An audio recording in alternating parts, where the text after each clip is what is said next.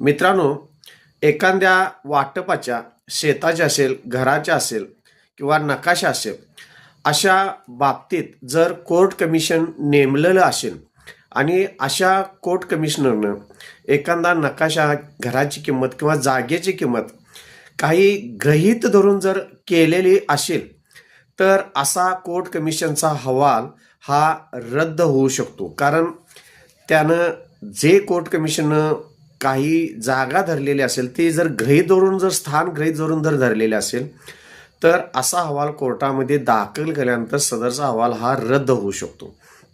त्याचबरोबर एखाद्या घराचं व्हॅल्युएशन करण्यासाठी जर कोर्ट कमिशन नेमलेलं असेल किंवा त्या घराची किंमत ठरवण्यासाठी जर कोर्ट कमिशन नेमलेलं असेल, तर त्या घराची किंमत कशावरून ठरवली याची कोर्ट कमिशनना कारणं द्यावं लागतात त्यांच्या अहवालामध्ये.